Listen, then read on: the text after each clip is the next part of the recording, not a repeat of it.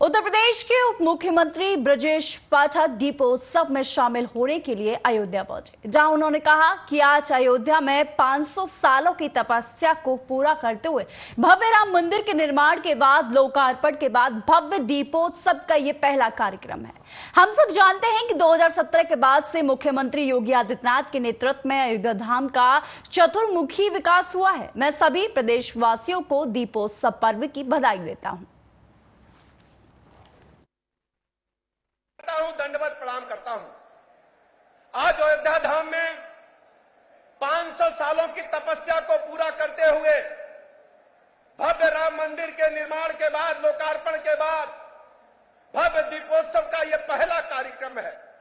ऐसे अवसर पर मैं उत्तर प्रदेश के 25 करोड़ लोगों की तरफ से देश के यशस्वी प्रधानमंत्री आदरणीय नरेंद्र मोदी जी का हृदय से आभार प्रकट करना चाहता हूं कि आदरणीय प्रधानमंत्री जी, आपकी तपस्या और लगन ने इस अद्भुत धरा पर अयोध्या धाम में प्रभु राम के भव्य मंदिर निर्माण की जो सोच थी, 500 वर्षों का जो संघर्ष था, उसको धरातल पर उतरते हुए हम सब देख पा रहे हैं। मैं अयोध्या वासियों को, पूरे उत्तर प्रदेश वासियों को भी भव्य दीपोत्सव कार्यक्रम की बहुत बहुत शुभकामनाएं देता हूं। हम सब जानते हैं 2017 के बाद से आदरणीय मुख्यमंत्री योगी आदित्यनाथ जी के नेतृत्व में जिस ढंग से अयोध्या धाम का चतुर्मुखी विकास हुआ है, आज सोचिए 50,000 करोड़ से अधिक की परियोजनाएं। अयोध्या हम लोग बचपन से आते जाते रहे हैं, लेकिन वर्ल्ड क्लास इंफ्रास्ट्रक्चर, चौड़ी रोड डिवाइडर युक्त सड़कें, बिजली का वर्ल्ड क्लास इंफ्रास्ट्रक्चर, चारों तरफ आप देखेंगे तो अयोध्या धाम में प्रसन्नता की लहर बह रही है। भव्य एयरपोर्ट बनकर के तैयार है। आज हम कह सकते हैं पूरे देश दुनिया से अयोध्या धाम जुड़ चुका है। दुनिया का हर सनातन धर्म मानने वाला व्यक्ति अयोध्या धाम आना चाहता है।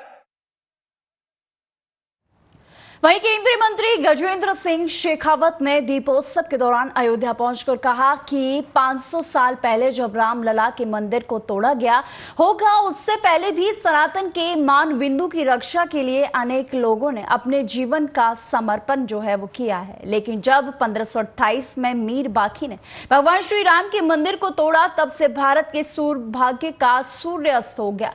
तब से लेकर हम निरंतर पतन के रास्ते पर चलते हुए उस मुकाम पर आ गए थे कि भारत की पहचान पूरे विश्व में भूली बिसरी हो गई थी। भगवान श्री राम के मंदिर में उस ध्वजा के चढ़ने के साथ ही भारत का अब सूर्य फिर से उदय हो गया है। रामलला का मंदिर तोड़ा गया होगा, उससे पहले भी हजारों सालों के उस आक्रमणों के इतिहास में सनातन के मानबिंदु को की रक्षा के लिए अनेक लोगों ने अपना जीवन समर्पित किया। लेकिन जब उस 1528 में जब मीर बाकी ने भगवान श्री राम के मंदिर को तोड़ा, तब से भारत के सौभाग्य का सूर्य अस्त हो गया और तब से लेकर के निरंतर हम पतन के रास्ते पर चलते हुए उस मुकाम पर आ गए थे कि भारत की पहचान ही पूरे विश्व भर में धूली धूसरित हो गई थी। लेकिन सौभाग्य का सूर्य फिर उदय हुआ है। भगवान श्री राम के मंदिर पर जिस दिन प्राण प्रतिष्ठा के बाद में ध्वजारोहण हुआ और भगवान राम के मंदिर में उस ध्वजा के चढ़ने के साथ ही भारत के सौभाग्य का सूर्य पुनः उदय हो गया।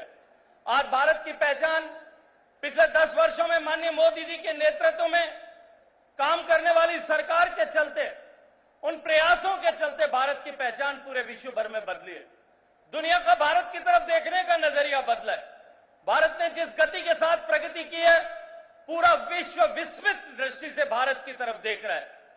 भारत के ज्ञान की, भारत की ज्ञान परंपराओं की, भारत की संस्कृत की, भारत के योग की, भारत के आयुर्वेद की, भारत की गौ माता की, भारत की चिकित्सा पद्धति, आयुष पद्धति की, भारत के विज्ञान की, भारत के दर्शन की, भारत की संस्कृति की और भारत के सांस्कृतिक परंपराओं के हर एक अंग और उपांग की जो पूरी दुनिया में आज महत्वपूर्ण स्थापित हो रही। यह भगवान श्री राम के मंदिर के स्थापना के बाद जब भारत के सौभाग्य का सूर्य वापस उदित हो रहा है, मित्रों, हम सौभाग्यशाली हैं कि हम उस संकल्प के साथ में माननीय प्रधानमंत्री मोदी जी के नेतृत्व में वहीं झारखंड के मुख्यमंत्री हेमंत सोरेन ने कहा कि हर साल की तरह कल भी दिवाली मनाई जाएगी। मैं सभी प्रदेशवासियों की दिवाली की शुभकामनाएं देना चाहता हूं। आगे उन्होंने क्या कहा, सुनिए। में देश में कई ऐसे जगह हैं जहां लोग अपने अपने कुछ आश्चर्यचकित करने वाले विषयों को लेकर अपनी अलग पहचान बनाते हैं। और आज यहाँ शिव चर्चा के इस स्थान पर आज हम लोग भी आए हैं। कई दिनों से यहाँ आने का, महीनों से था बल्कि, लेकिन वक्त नहीं मिला था। आज यहाँ हम लोग आए हैं। थोड़ा सा एक आस्था है, एक विश्वास है इसी को लेकर। कल दीपावली भी है, राज्यवासियों का दीपावली हर साल की तरह कल भी होगा और मेरी ओर से पूरे राज्यवासियों को बहुत बहुत शुभकामनाएं। केंद्रीय मंत्री और झारखंड के लिए भाजपा के चुनाव प्रभारी शिवराज सिंह चौहान ने कहा कि जेएमएम और कांग्रेस की सरकार के रहते हुए झारखंड की जनता सुखी नहीं रह सकती। झारखंड में आज कुशासन का घोर अंधेरा है, भ्रष्टाचार का अंधकार है, विकास ठप पड़ा हुआ है। झारखंड में कानून और व्यवस्था पर अंधेरा छाया हुआ है, रोटी और माटी संकट में है। झारखंड को अगर बचाना है तो दीपावली के बाद जो चुनाव होने वाले हैं, मैं यहां की जनता से अपील करता हूं कि भाजपा और एनडीए की सरकार को बहुमत के साथ जीत दिलाएं। और कांग्रेस की सरकार के रहते हुए झारखंड वासी सुखी नहीं रह सकते। झारखंड में आज घोर अंधकार है। झारखंड में कुशासन का अंधकार है। झारखंड में भ्रष्टाचार का अंधकार है। झारखंड में विकास ठप पड़ा हुआ है। झारखंड में कानून और व्यवस्था पर अंधकार छाया हुआ है। 7,400 से ज्यादा बलात्कार, दुष्कर्म की घटनाएं, 8,000 से ज्यादा हत्याएं, अपहरण, डकैतियां, लूट, ये अंधेरा बनकर छाई हुई है। झारखंड की मां, बहन और बेटी अंधकार में। झारखंड में रोटी और माटी संकट में, अंधेरे में। और झारखंड को अगर बचाना है तो दीपावली के बाद जो चुनाव होने वाले हैं, मैं अपील करता हूं यहां की जनता जनार्दन से, भारतीय जनता पार्टी एनडीए की सरकार लेकर आए, तब यह विकास का प्रकाश फैलेगा। झारखंड में विकास के सूर्योदय का उदय हो। और इसलिए 4 तारीख को हमारे प्रधानमंत्री श्रीमान नरेंद्र मोदी जी झारखंड पधार रहे हैं। वो चाईबासा और गढ़वा में सभाओं को संबोधित करेंगे। 2 तारीख को भारत के गृह मंत्री कुशल रणनीतिकार, धार्मिक नगरी अयोध्या एक बार फिर से ऐतिहासिक पल का गवाह बनने जा रही है। आज अयोध्या में भव्य दीपोत्सव का आयोजन किया गया है, जिसकी सभी तैयारियां पूरी हो चुकी हैं और इस बार अयोध्या में 2 वर्ल्ड रिकॉर्ड बनेंगे। अयोध्या में सरयू के घाट पर 25 लाख दिए जलाने का रिकॉर्ड बनेगा और इसी के साथ 1100 श्रद्धालु संत सरयू आरती में शामिल होंगे। दीपावली के मौके पर रामनगरी प्रभु श्री राम की भक्ति में लीन दिखाई दे रही है। जगह जगह पर भव्य सजावट की गई है। सांस्कृतिक कार्यक्रमों का आयोजन हो रहा है। साकेत महाविद्यालय से भगवान श्री राम के जीवन को दर्शाने वाली झांकियां भी निकाली जा रही हैं। अलग अलग जगह से आए कलाकार मनमोहक प्रस्तुतियां देते हुए नजर आ रहे हैं। कलाकारों में भी दीपोत्सव को लेकर काफी उत्साह जो है वो दिखाई दे रहा है। कलाकारों ने क्या कुछ कहा, देखिए। नगर अयोध्या से हैं और राम का दर्शन करने का सौभाग्य जो है हमको मिला है। अपने आप को गौरवान्वित महसूस करते हैं। बड़ा अच्छा लगता है, बड़ा प्यारा लगता है। ये दीपोत्सव जो है इतना अच्छा लग रहा है कि ऐसा माननीय बाबा जी के संगत में ऐसा होना पड़ा संभव और ज्यादा कुछ नहीं कहना चाहते हैं। बहुत बहुत धन्यवाद योगी बाबा का जो इतना भव्य दीपोत्सव मना रहे हैं। और मेरे छोटे भाई है, इसी तरह एक बार हमारे छोटे भाई से भी बात कर लीजिए, बड़ा अच्छा लगेगा। कैसा लग रहा है? जी हमें बहुत ही अच्छा लग रहा है। ये हमारे लिए भाग्य की सौभाग्य की बात है। योगी जी की बहुत बड़ी देन है। हम अयोध्या वासियों के लिए ये प्रेम बहुत बड़ा है। 500 वर्षों बाद रामलला अपने महल में विराजमान हुए हैं। उनका ये पहला दीप उत्सव है। बहुत ही अच्छे, बहुत ही खुशी से हम लोग इसको मना रहे हैं। बहुत प्यारा लग रहा है। वैभव शुक्ला, हम यही अयोध्या के रहने वाले हैं। बहुत ही अच्छा लगा हमको। बहुत मजा आया, बहुत एक्साइटेड है हम। डांडिया है, हमें बहुत उत्साह है। हम सोच रहे पूरी रात नाचे, पूरा दिन नाचे भगवान के लिए। नहीं, हम ये शोभा यात्रा में पहली बार आए हैं। सरकार को बोलेंगे पूरे देश के सारे राज्यों में बस ऐसी शोभा यात्रा करे, ऐसे मंदिरें बनवाए और हमारे लिए ऐसा वो उत्सव हर जगह पे करे। क्या नाम है आपका? कहाँ से आए? बिन्नी दवे, गांधीनगर, गुजरात। बहुत अच्छा लग रहा है। हम लोग का बहुत सौभाग्य है कि हम कलाकारों को यहाँ पे एक चांस मिला है। हम लोग बहुत बहुत खुश है उसके लिए। हम लोग महाराष्ट्र मुंबई से आए। हमारे जो बाकी सहकारी है उन्होंने जब मंदिर का ये हुआ उस टाइम किया था। अभी हम लोग सेकंड टाइम आ रहे हैं। बहुत मन बहुत प्रसन्न हो रहा है, बहुत अच्छा लग रहा है। और ये हम लोग का सौभाग्य है कि हमें ये सब देखने मिल रहा है, हमें ये अनुभूति हो रही है। ये सब जी के मंदिर के लोकार्पित होने के बाद दीपोत्सव का प्रथम कार्यक्रम है और इस कार्यक्रम को भव्यता, दिव्यता, अलौकिकता देने का पूरा प्रयास किया गया है और कई चीजें नए कीर्तिमान बनाने का स्थल काम होगा।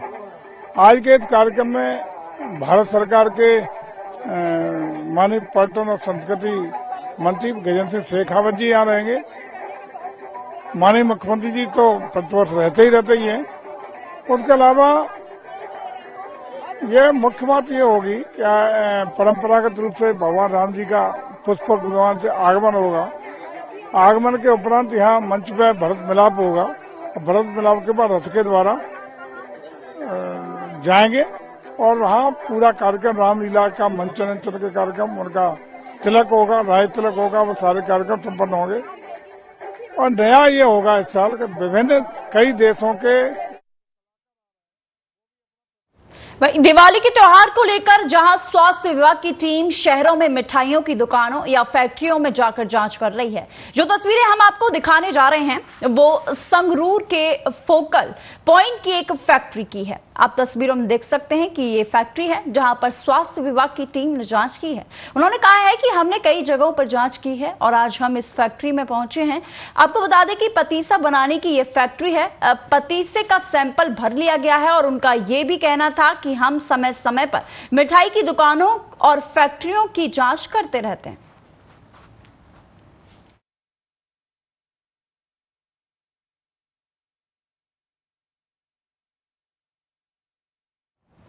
वहीं जनपद गोरखपुर के पट्टे की जमीन पर प्रशासन की लापरवाही के कारण बनटागिया के लोग काफी परेशान हैं। जी हां, हम आपको बता दें कि किसी का 10 डिसमिल 70 डिसमिल हो गया है तो किसी का 80 से 30 डिसमिल कागज में दर्ज हो गया है। अब ऐसे में ये बनटागिया के लोग काफी परेशान नजर आ रहे हैं। इसको लेकर काफी महीनों सालों से अधिकारियों के ये लोग चक्कर लगा चुके हैं, लेकिन इनकी समस्या का अभी तक कोई भी हल निकल कर सामने नहीं आया है।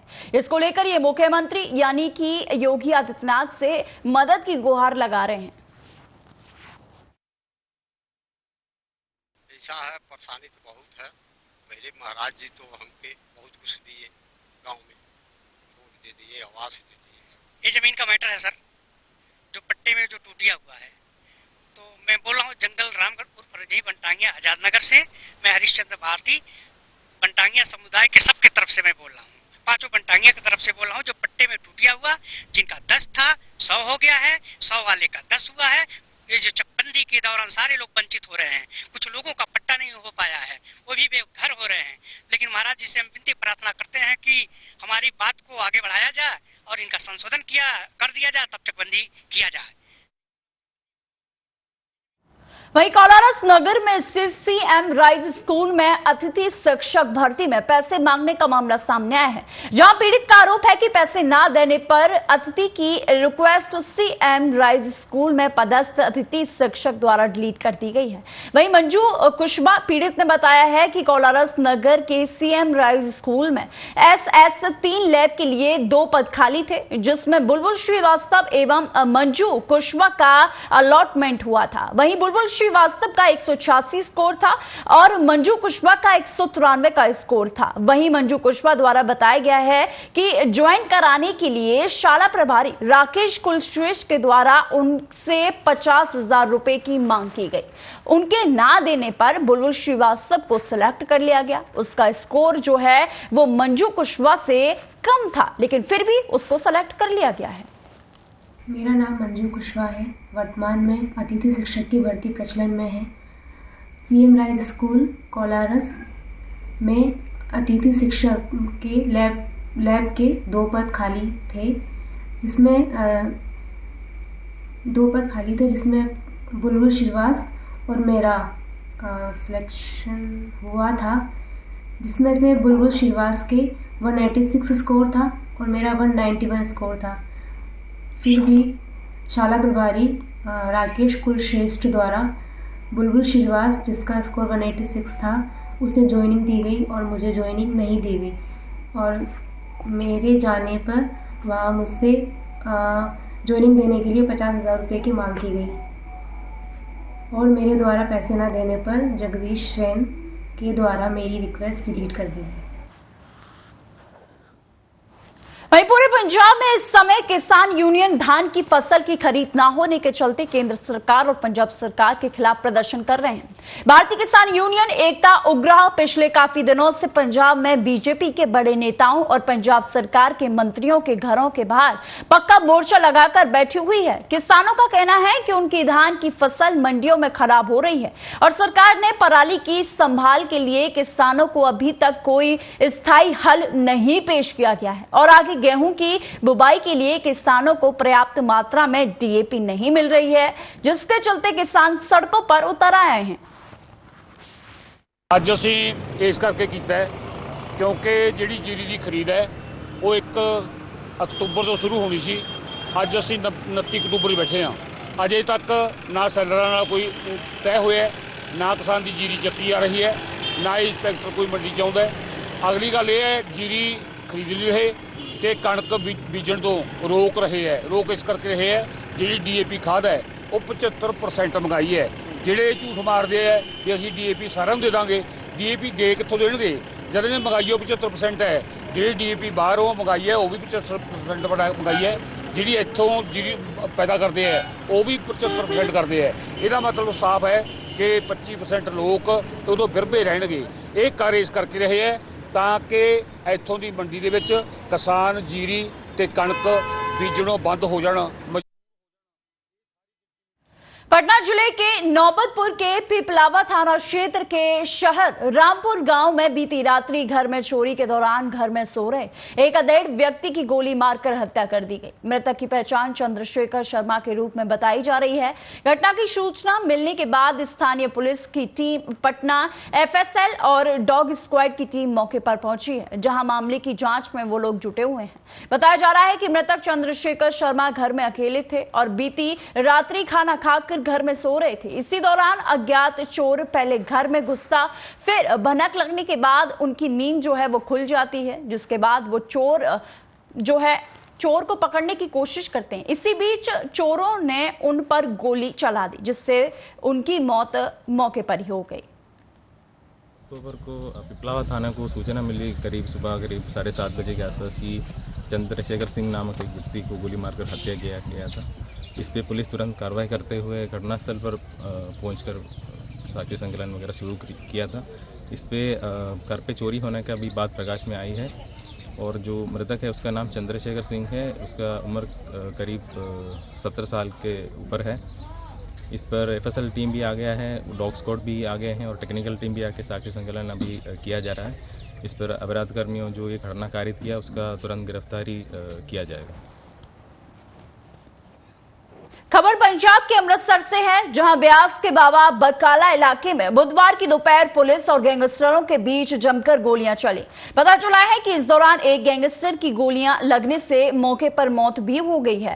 पुलिस अधिकारी इस बारे में खुलकर अभी कुछ नहीं बता रहे हैं। वहीं एसपी चरणजीत सिंह सोहल ने बताया कि जल्दी प्रेस कॉन्फ्रेंस की जाएगी। आपको बता दें कि कुछ दिन पहले बाबा बकाला इलाके में गुरदीप सिंह के बाइक पर सवार 2 बदमाशों ने गोली मारकर हत्या कर दी थी। गुरदीप सिंह पेशे से किसान था। इस हत्याकांड की जिम्मेदारी विदेश में बैठे लखबीर सिंह हरि के साथियों ने ली थी। मरने वाला गुरदीप सिंह किसी समय में कुख्यात गैंगस्टर बलविंदर सिंह धोनी का सहयोगी हुआ करता था।